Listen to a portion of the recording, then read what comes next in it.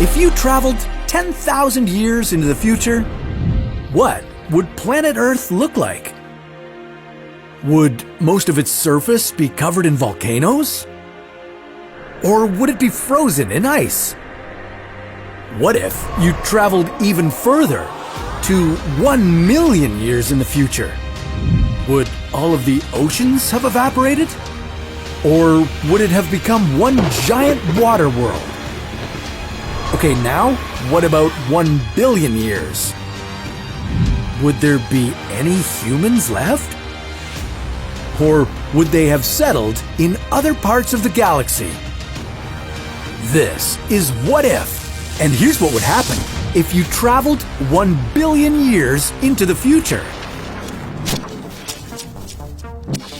Let's face it, the chances of any humans being around to greet you when you arrive 1 billion years into the future are pretty low. Several key existential threats face the human race, and if we want to be around in 1 billion years, we'll need to endure them all. We've seen how much we've struggled to come together just to survive a global pandemic. So how do we have any chance of enduring the threats of climate change, overpopulation, global nuclear war, killer asteroids and comets, natural ice ages, and the sun getting a whole lot hotter? Well, let's take a look into the future and find out. Just under 10,000 years from now, we're going to run into a big problem called the Deca-millennium bug. In the year 10,000 AD, software encoding the AD calendar year won't encode dates with more than 4 decimals. Remember Y2K? Yeah, it's just like that, except hopefully we won't panic as much this time around. On the bright side, in 10,000 years, genetic differences and traits between humans will no longer be regional. Traits like skin and hair color will be evenly distributed around the world. Maybe that will help us all get along. Finally. 20,000 years into the future, none of the current languages will be recognizable. Future languages will only contain 1% of the core vocabulary words of their present-day counterparts. 50,000 years from now will mark a new glacial period for the Earth, which will start a new ice age. Niagara Falls will have eroded into Lake Erie completely. And, interestingly, a full day on Earth will also increase by 1 second at this point in time. So much more time for activities.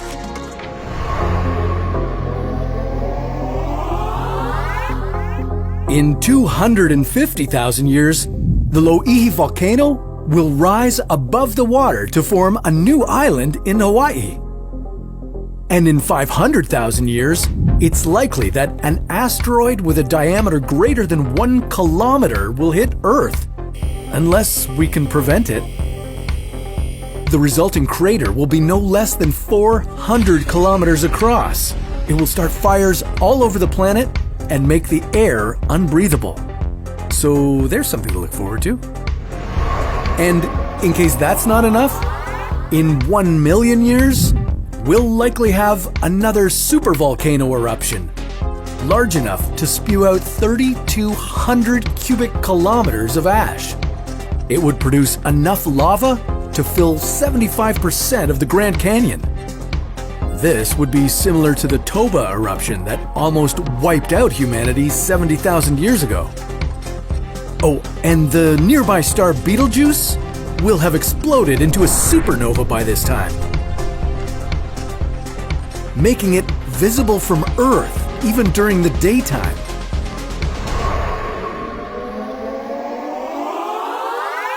In 2 million AD, humanity will have settlements throughout the solar system.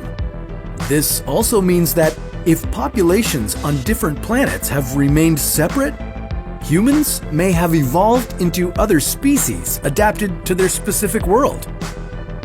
In 10 million years, a huge part of Eastern Africa will break off, forming a new ocean basin. In 50 million years, Africa will collide with Eurasia, closing off the Mediterranean Sea, and a new mountain range will form between the two land masses. This mountain range may include a mountain taller than Mount Everest.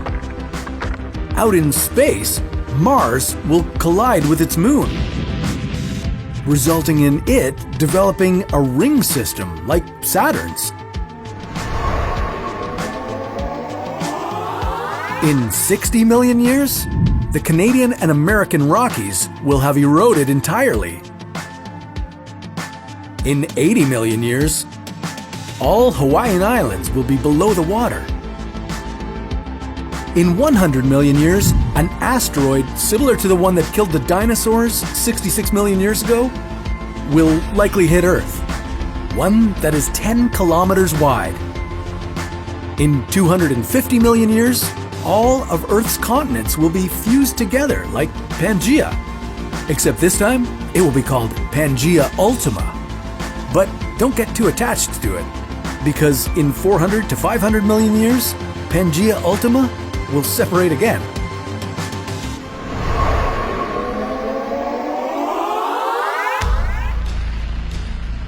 In 500 to 600 million years, a gamma ray burst will likely occur within 6,500 light years from Earth.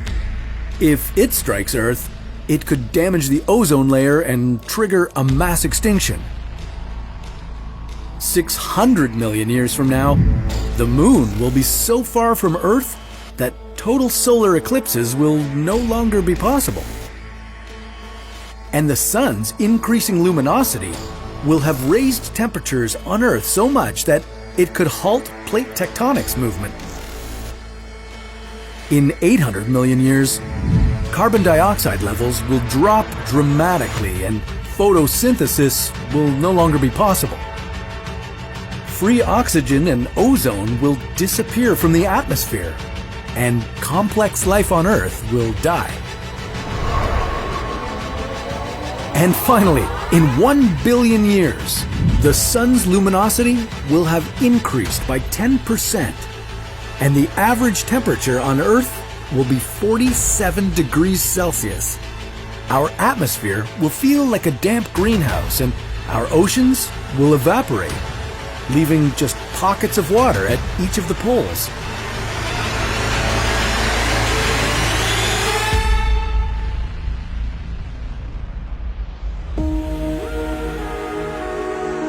When you arrive here in your time machine, be mentally prepared to take in a planet Earth that looks nothing like the one you remember. The human race will be gone, hopefully living its best life on some other far-off planet.